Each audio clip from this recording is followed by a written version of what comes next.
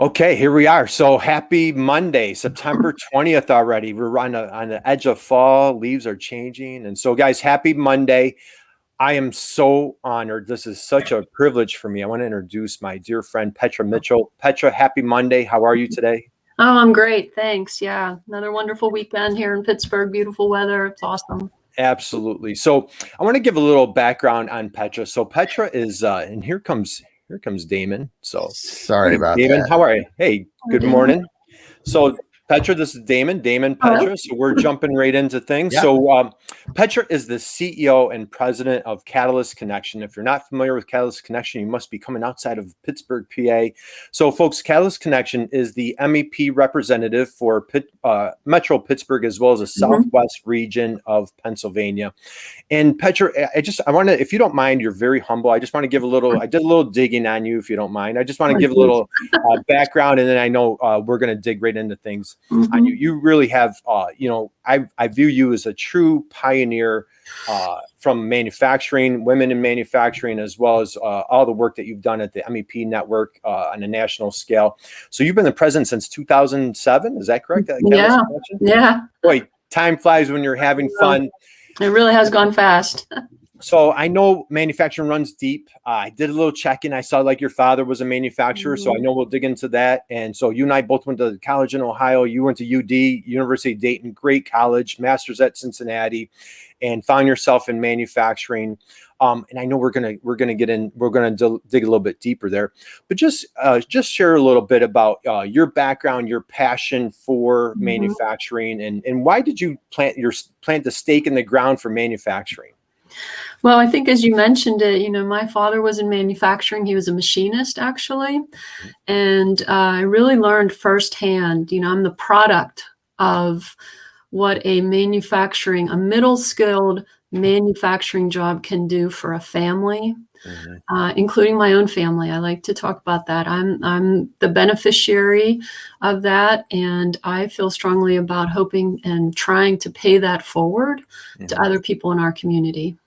What an absolute incredible success story. And again, I know, like, talking to some of your folks at your network, and I have the honor and privilege of working with a number of MEPs around the country, and the respect for you is just off the charts.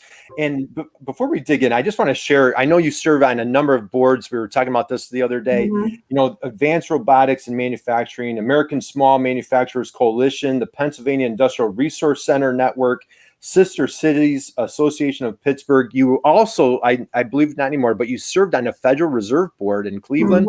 Super impressive. I'd love to hear a little bit about that. Keystone Powdered Metals. So again, what we try to do here on our Monday program is we just share the enormous and the wealth of talent that is found within the MEP network here nationwide. And you just look at the diversity of your colleagues, your peers, but especially what you've done and what you bring to the table is just so impressive. Again, we're just honored to have this time with you.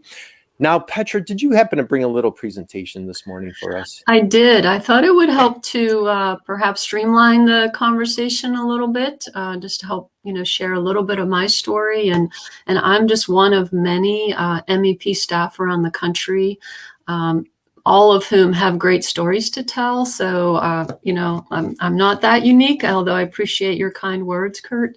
But I did bring some slides. I thought, again, it would help to facilitate the discussion and share some data, actually. I like to share data. I'm an engineer. I like data. That's right. And Let's go for it. So if you want to go ahead and share those, we'll dig right in and let's learn a little bit more about you, your background, and Catalyst Connection.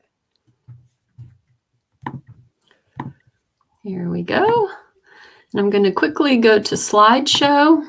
Okay. And I think you'd lose us, which is fine. There's a couple of goofy dudes on here. So, but your presentation is up and looking good. Yeah. Well, again, thank you so much, Kurt and Damon, for having me on this show today. I'm just so proud of all the work that's done at Catalyst Connection, the Southwestern Pennsylvania community, proud to be part of the MEP National Network. And so I never say no to an opportunity to share all that, all those wonderful things that we do. So in terms of my agenda, you did ask me to share a little bit about myself, but more importantly, Catalyst and the Southwestern Pennsylvania community. I have some data about manufacturing and about our clients. And really what my objective is to share how, the services of the MEP, an MEP like Catalyst Connection, what it means to our community, and how that translates into company ROI, regional economic impact, and more importantly, how it translates into creating family-sustaining jobs. And it's why I like to include a picture of my own family, because like I mentioned earlier, I'm the proud beneficiary of a middle-skill manufacturing job with my own parents. Hey, Petra, if I could quickly just chime in, I want to share a quote that I found of yours that I absolutely loved. And I just felt this kind of just epitomized, your background, your legacy. When manufacturers succeed, the ripple effect can be felt through the entire economy. I just absolutely love that quote. And I love your story about sharing, with your father and your family. And so I just wanted to, if you didn't mind, just want to chime that in right there. Yeah, thanks. And I truly believe that, because it's not just the business owners and the managers, but it's all of the workers and then all of the direct and indirect jobs, related to manufacturing. So I truly believe that. And I see that, in rural Pennsylvania too, where these smaller communities, a couple manufacturing establishments really make the difference, about the quality of life and so forth. Yeah. So, oh, sorry, go ahead. Where I grew up in the Dakotas too, it's the same thing. A manufacturer can really prop up an entire region almost when you have some of these that are, employing 100 people or even 50 people, or even in some communities, even 20 people makes a huge difference. Yeah, exactly. But there are, and I love talking to young people about this, because there are great career options that don't take a 4-year college degree in manufacturing. Right. That either through an apprenticeship program or a 1-year, 2-year technical degree can launch them on a different career path that is so much better for them in the long run than a lot of other options. Yeah, absolutely. I didn't mention, but I'll talk about it in a minute. My family has immigrated from Slovenia, and you can see there one of my proud roles is the Honorary Consul for the Republic of Slovenia. My dad was trained as a blacksmith, and he was able to successfully transition from blacksmithing into machining and becoming a highly skilled and well-paid machinist for his entire career. So absolutely, you can be an immigrant with almost nothing and end up with a very nice middle-class life, that kind of thing. So you shared a couple highlights of my background, and I have been the CEO of Catalyst. I've been with Catalyst Connection since 1994, so a very long time. The CEO since 2007. And like I said, one of my proud roles is to be the Honorary Consul. It's very exciting right now because the Republic of Slovenia is actually celebrating 30 years of independence as a country. And very, very exciting and interesting to think about the connections between a region like Pittsburgh and a country, like Slovenia. And just there's a quick little timeline. I mentioned my parents immigrated to the United States with almost nothing. Literally like 2 suitcases and a child. And they were going to stay here for a short period of time and then go back. And obviously that never happened. They decided to stay. My dad was a machinist. I'm the product of this family-sustaining career in manufacturing, where you can almost start with nothing and ultimately send your children to college if they so choose, or support them however they want, that kind of thing. And ultimately creating opportunities for me that my parents, would never have even dreamed of. So I'm very proud of them and grateful for their hard work. And like I said, the best way that I can honor that is by trying to pay it forward, Well, you've done an amazing job. And just, a couple more things, just, and I know you're very humble and I might be making you uncomfortable, but Petra, I saw, like you've won numerous leadership awards in your community and amongst your peers, top woman in business, top energy leader, most admired CEO in Pittsburgh. My goodness. And Pittsburgh is just an abundance of competition. So it wasn't, there's great companies in the Pittsburgh area, Pittsburgh region, and for you to earn that top honor is, such an incredible, massive accomplishment. And again, I love how you're sharing your modest means and a modest background. And I think, I'm a product from manufacturing as well. And so I love this story that you're sharing. And just, as Damon and I are proud girl dads, truly an inspiration for women out there of, you're just breaking ceilings and just so much is possible. So again, we just love this story here. Yeah, thank you. Thank you. Well, let me move on a little bit to talk about Catalyst Connection. You had introduced us a little bit. We're an economic development organization. We're a private nonprofit. Our focus is dedicated to serving small and medium-sized manufacturers. You can see we provide a variety of services, all kind of focused around this theme of people, products, and process. And a little bit later, I'll get into some more details about that. But we've been around, for over 30 years. We were started as part of the Pennsylvania Industrial Resource Center program. Well, let me share that. So on the right here on this particular slide, you see the map of Pennsylvania. Our geography there is the bottom southwest corner of Pennsylvania. We're a proud member of the IRC network and our sister organizations throughout the state. And then as we talked about earlier, we're a proud member of the MEP National Network.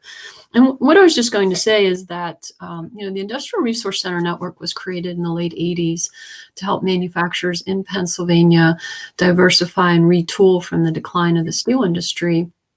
And you would think, okay, well, we solved that problem.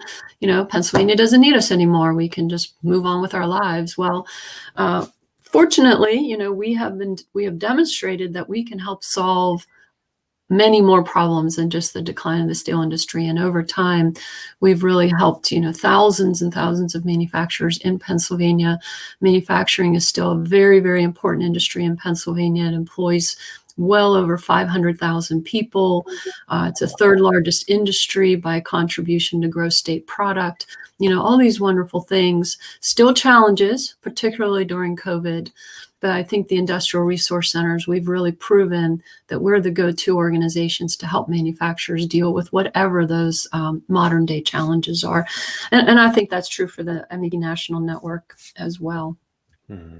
Yeah.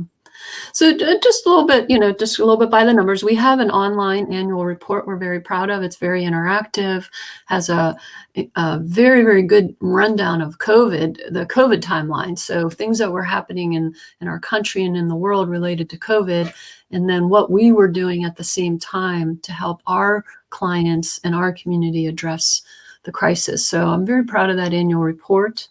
But just a few summaries, we actually have 29 employees now. We serve about 250 companies in the region with project type work, but really do outreach to a lot more than that. So I would say, 20% or so of the market at any given time is being served by our team. And then you can see a lot of, like other MEPs, we have some very significant economic impacts, over 140 million in the last 4 quarters. So we're very proud of that as well. And then lastly, just wanted to mention, just before the pandemic, we moved our offices into this building. It's called the Hazelwood Green. It's a neighborhood in the city of Pittsburgh. It's the last brownfield site. It's 178 acre, was a former steel mill, the Jones and Laughlin steel mill. And what you see there in the top left, that brown rusty part, is the actual steel mill. It's the frame.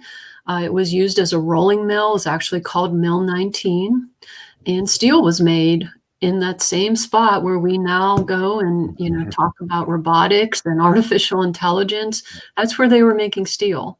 Mm-hmm. And so we're co-located with Carnegie Mellon University and the Arm Institute, which you mentioned. We remember the past, but we're focused on the future. And we know we have a very important role to play to help manufacturers in our region really understand and adopt these advanced technologies.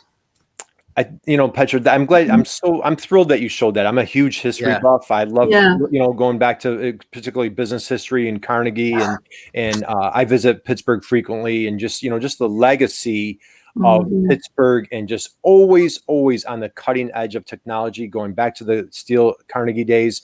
And even you talked about how, the area was so reliant on those particular industries, came back roaring with diversification. You've gone heavy into healthcare, and now, as you're mentioning, robotics, automation, you're at the cutting edge universities with the University of Pittsburgh, Carnegie Mellon, and just, Duquesne University. So it's just, you're just in such a hotbed area. And I love how you're preserving the legacy, combining it with 2021 technology. That's just great. Yeah, and it's such a unique building, and I really can't wait. I mean, we all can't wait for the pandemic to be over. In particular, I can't wait to be able to host people at our site, because it's just so interesting and really something to see, both on the outside, almost like a tourist attraction, and then come inside and really just see the amazing advancements that are occurring. Yeah. So, okay. Well, I mentioned we're in Pittsburgh. And so just a little bit about, Pittsburgh. Pittsburgh's an iconic city. It's been well known for over time, for many different reasons. It's the birthplace of industrial or American steel, like you mentioned, industrial titans. Our three rivers there culminate in this downtown area. Our rivers are among the busiest inland ports in the country. They still carry coal, sand, steel, other metals down the Ohio River and into the Midwest. And, for anyone that's not familiar with Pittsburgh, what you're seeing there on the top, let's say, with like the 3 or 4 bridges, that's the Allegheny River. And then the one closest to me with the one yellow bridge, that's the Monongahela River. And actually, Hazelwood Green is essentially up the river on the Monongahela. You kind of can't see it, but just maybe a couple miles there. And then right there at the point, that's where the Ohio River begins. And so there's a lot of busy traffic on that river.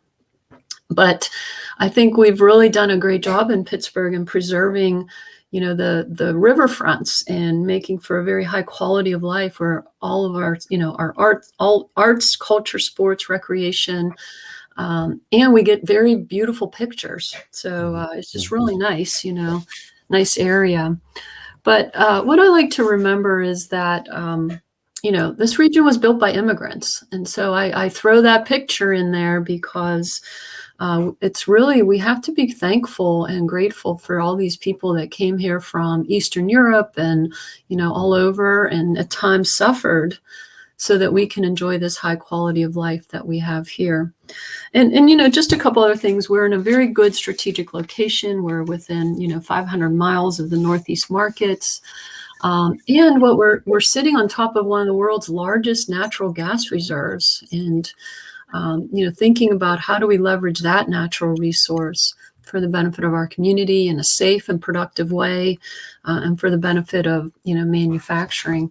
And then just lastly, you alluded to a little bit there, Kurt, but, the future of Pittsburgh is in robotics, automation, and autonomy. We just got a study, was just released about the autonomy sector. So we think about autonomy with driverless cars, but we have autonomy in all kinds of applications in distribution and logistics and mining and nuclear power plants. I mean, you name it, someone in Pittsburgh is working on how do we get people out of unsafe conditions and, working from, let's say, an office or somewhere, and get the robots down in those, dirty, nasty places that no one wants to go, and yet still maintain all those important jobs. So it's really cool. Yeah.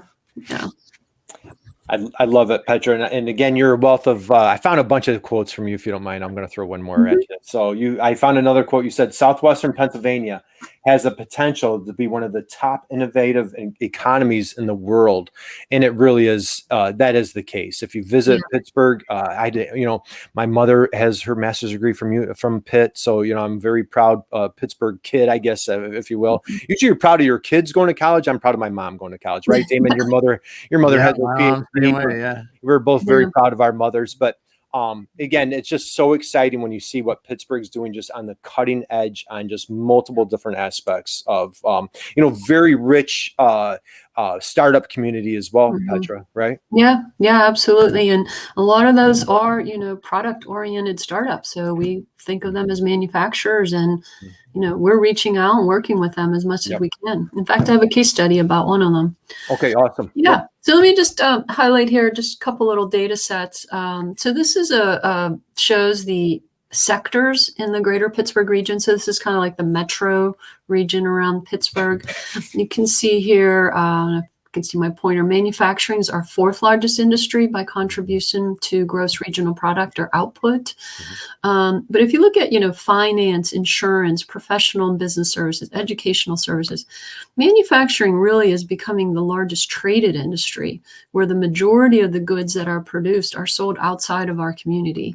So even though it might not be as large as, let's say, finance, banking, and so forth, it still, like I said, plays a very important role with, some good substantial growth here over the last 9 or so years.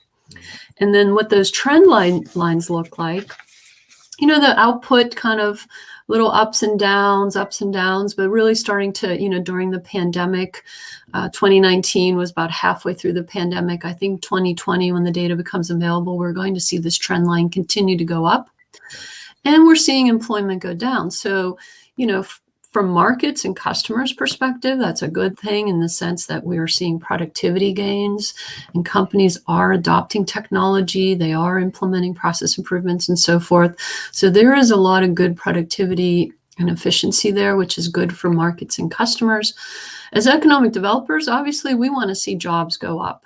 And so, at Catalyst, we're just very, very focused on helping companies grow their business, improve their productivity, and create and retain jobs. All three at the same time, we think it's possible. Well, and it is. It's a matter of the growth allows you to not have to hire as many people through the future, and it's a wonderful thing when you can mix in the productivity improvements, because as we know now, hiring is so difficult. Right. So difficult. And in an economy like it is now and well into the future, this gives massive benefits to these companies. Yeah, absolutely. And hiring is very difficult. And I don't have a lot of slides on this, but, at Catalyst, we are highly involved in attracting and recruiting job seekers that may not have considered manufacturing as an opportunity. Mm-hmm. So I'm talking about, minority populations, underserved communities, women, veterans, all those kinds of things, because there are opportunities there. We just have to get the word out, that kind of thing. So, but yeah, let me just mention a little bit. So this just goes into a little bit more detail about the actual services that we offer. Mm-hmm. And during the COVID time period, we did an analysis to see, okay, well, what are clients actually buying? So here's what we offer. What are they actually buying? And so over a 1-year period, this represents about $1 million worth of investments. You can see during COVID, people was really the top. Companies were investing in saying, hey, this is a good time to develop our leaders, to engage in group activities with peers. So whether it's Women in Leaders, a program that we just launched, or emerging leaders, young professionals, we have a senior executive group, and we have an apprenticeship program that during COVID is growing rapidly. We're a group sponsor of a registered apprenticeship program. During COVID, we registered our pre-apprenticeship program. We found that high schools were looking for more experience for their students, and particularly, in a virtual world, I'm sure, can get kind of tough for kids. And so how can they augment that experience? We probably had about 200 pre-apprentices during the last school year. Wow. And this year is going to be about the same. Yeah. So We're really excited about that. Yeah. Oh, yeah. Yeah. And then you can see, business growth. For some companies, they did lose business during the pandemic. Markets changed, the need for certain products changed. And so how can we help them with that strategic plan? We did a number of strategic planning engagements. We have a great lead generation activity in partnership with our sister IRC in Philadelphia.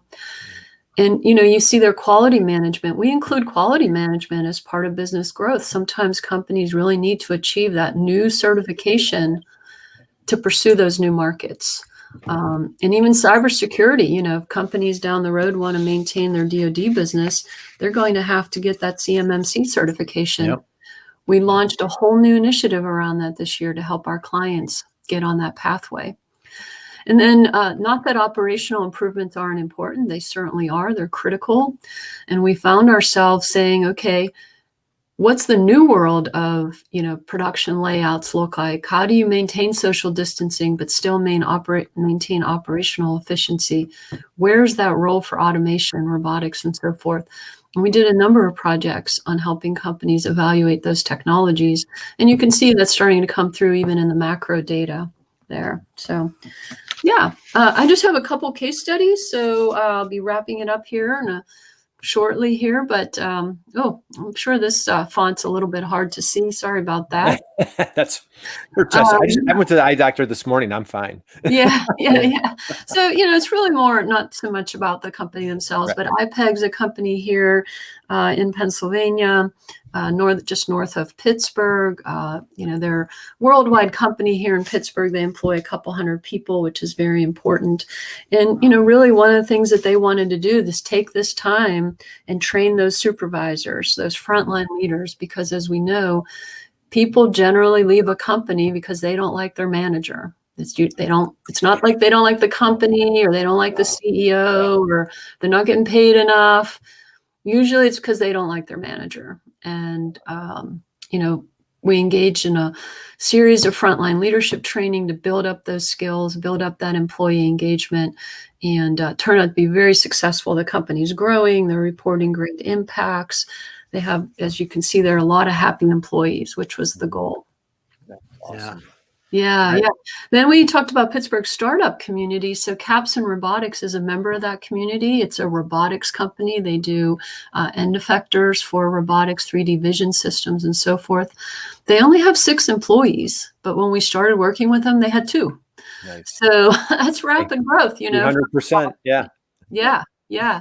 And their CEO, Jared's on my board of directors. He's an incredibly engaged person and just very passionate about not only his company, but his community as well. And then just lastly, this company, Sonneborn, is really more like in the chemical processing industry. They make hydrocarbons, vegetable-based emollients. Basically what that means is they make waxes, oils and waxes for, like chapstick or sunscreen or anything like that. And we're help them also with, their lean efforts, but focused on lean leadership. And so knowing that one of the challenges for companies to sustain their lean initiatives, their continuous improvement initiatives, is you really have to have those leaders to drive that. Since we've implemented this program, the company has been bought by another larger company that's really dedicated to them, keeping them here in our community, making the investments that are needed. So we like to think we had a small little role to play in that, and we're proud of that as well. Nice. And so that's really it. I can maybe stop sharing if I can. Oh, stop sharing. I'm going to be mindful of everyone's time, but once again, are you seeing me? Did I stop sharing? No, you're good. You're good. And it's funny because the IPEG equipment, I came from the plastics industry and injection molding, and we used to use those same kind of pieces of equipment that they do. Oh yeah, that's a vacuum material handling system piece that goes on top of a hopper, which is just we've seen a lot of those. Yeah. That's awesome. Well, what I'd like to do, Petra, if you have just a minute or 2 more to go with us, I just like to kind of first off, thank you. What an incredible thank you for the presentation. Sneha, our friend in Los Angeles, was on the program today. She wonderful, brilliant entrepreneur, and she went to school in Pittsburgh. And so, Sneha, thank you for joining us today. She's in engineering, I believe, as well. And I just want to pack a few things that you dropped some incredible value information there, valuable pieces and nuggets, if you will, Petra. And so a couple of things that you dropped, and this was kind of new to me as kind of a lifelong entrepreneur. And I heard this from my friends in corporate. People don't leave companies, they leave managers. So if that's new to you, that was new to me years ago. And that's a big takeaway. So I love that, the MEP Network, Catalyst Connection can help entrepreneurs and folks kind of figure out that retention piece, because they're so focused on the recruiting piece. Sometimes we overlook that retention piece. So I hats off to you on that. You mentioned cybersecurity, which we had the honor of interviewing Celia Paulson from NIST, the cybersecurity expert, and she did a phenomenal job of educating us on cybersecurity. So again, folks can lean on your local, wherever you are in the country, you can lean on your local MEP and NIST for cybersecurity. You gave an example on how you're helping a small company with lean, the Department of Defense back to cybersecurity, how important that piece is, automation, robotics.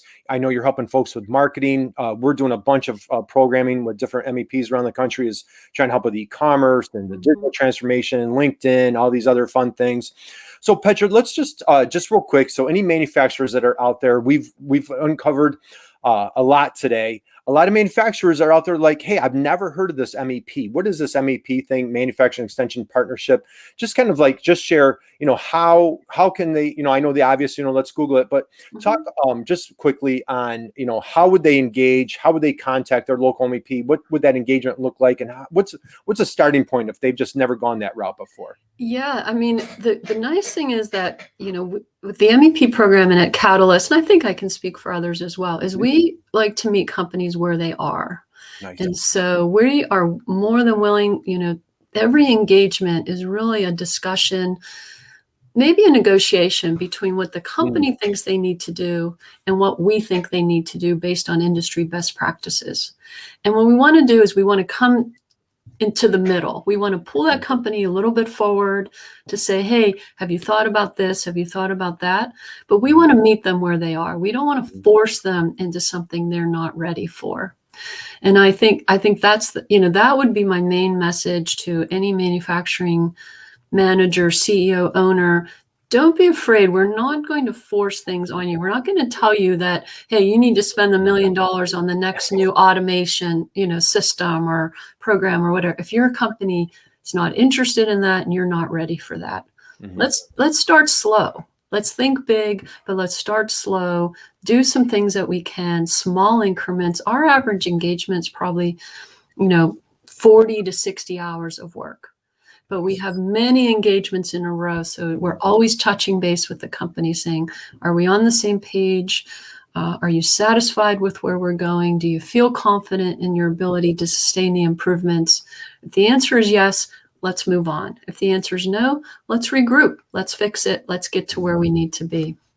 And I love that you come in with that objective, you're not necessarily trying to sell them anything. So it's not like, you're trying to sell a particular service. You're coming in objectively of like, and again, with your background, your experience, GE Aviation, you mentioned 27 folks on your team, which is a huge, some states don't have that many employees at the MEP network. That's a large, and I've had the honor and privilege of meeting a number of folks on your team, Matt, Anna, Connie, many others.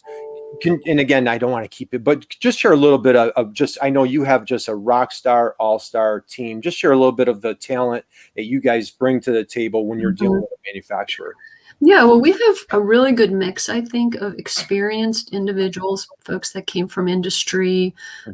Like you mentioned, Connie Paluca, who's our business growth director of business growth, our managing director of our marketing and sales, many, many years of experience in sales and so forth. All of our managing directors, we have a model. Managing directors are leading our practice area. Our organizational development work is amazing. We're one of the top 10 partners with DDI, Development Dimensions International. So we utilize their full portfolio of leadership development. So David Ray on our staff has really developed that relationship. Our quality management managing director has been with us for 30 years. I would say Craig Wilson, he's probably the best quality, ISO quality management, AS 9100, all of those certifications, probably the best for sure in the region, maybe in the state, maybe in the country. I mean, he's amazing how many companies he's helped achieve those certifications. Wow. And the team just, cascades down from there. But we have probably 10 of our staff that started as interns. Isn't that awesome? Yeah. So we have this balance of, experienced people that came from industry, worked in their field and so forth, and a pretty significant group that we have developed ourselves. So maybe don't have that, standalone industry experience, but have that, growing up with the organization, working with clients, learning the system, having that experience under the belt. We're super proud of them, just as proud of them as we are of, our more experienced. Yeah. That is just awesome. And again, you are just a selfless leader, a true inspiration. And I just, when you look at the team, check out Catalyst Connection, again, check out the folks, check out their website. Please connect with Petra on her link, on her LinkedIn profile. Check out her team. And again, when you look at the wealth of talent that you bring, and again, if something were to slip outside of the expertise of those 27 folks, you have a national network that you can lean on, from NIST, as far as, again, we've been interviewing different folks. We had University of Nebraska last week, Purdue the week before. There's just so much talent and so much passion. And we could wrap up on this, Petra. What I absolutely love is consistently, Damon and I have the privilege, we interview a lot of folks from MEPs. What's the common thread? It's just that deep, unapologetic passion for helping U.S. manufacturing. And again, you have such a wonderful success story. Hats off to mom and dad for, what a leap of faith to leave their country, come here. It's scary to think about, what they would have gone through to do what they did. And you're just a true testament of America. The American dream is right here. And, you go back to manufacturing, when you think legacy from the 40s and 50s, it's still going on here in the 2020s, So again, Petra, thank you. I know you're super busy. Thank you for taking your time to join us today. Hang out 1 second. I'm going to end the broadcast, but guys, please contact your local MEP. If you're a manufacturer, we had Scott Shine from Gen Edge, the Virginia MEP. He was a manufacturer for 8 years, sold his business, ended up at the MEP. He was like, man, I wish I would have known the MEP network was out there. So if you're out there, you're not in a silo, you're not on your own. There's amazing resources out there to help you at the Manufacturing Extension Partnership Program. Connect with Petra and the team at Catalyst Connection. Guys, go out and absolutely crush it this week. We thank you for your time. Petra, thank you. And we will see you next week. Yep. Thank you.